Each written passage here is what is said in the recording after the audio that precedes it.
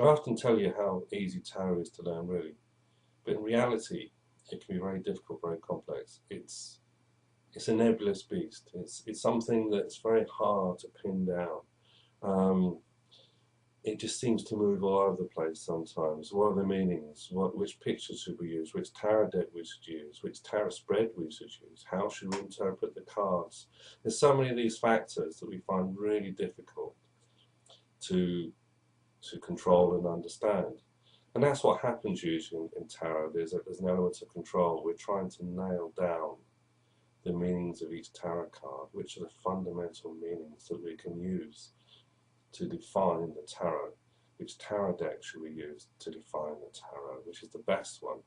And the tarot spreads as well. There's hundreds of tarot spreads out there.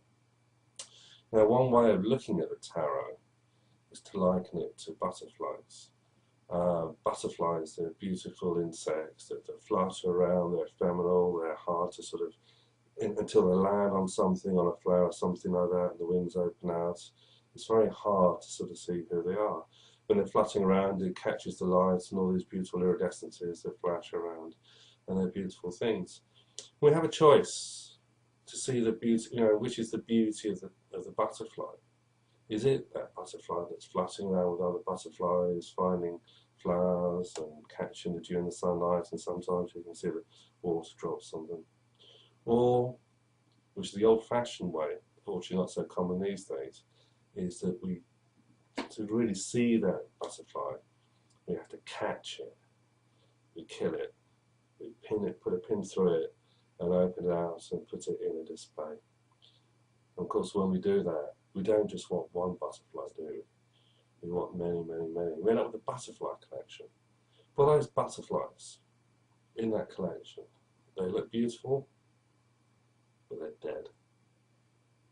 That's the fundamental choice we have about tarot. Do you want a collection of dead tarot, or do we want to sort of see tarot in the wild, live as nature intended it, moving, changing, evolving, forming? In butterflies, we have this idea of the caterpillar and the chrysalis, and it turns into a butterfly, this metamorphosis. That's a simile and understanding that we have that's very common in tarot. In fact, I work in a unit in Camden Market that's called Butterfly Tarot. So this idea of transformation, that tarot can transform us and evolve, is fundamental to the things.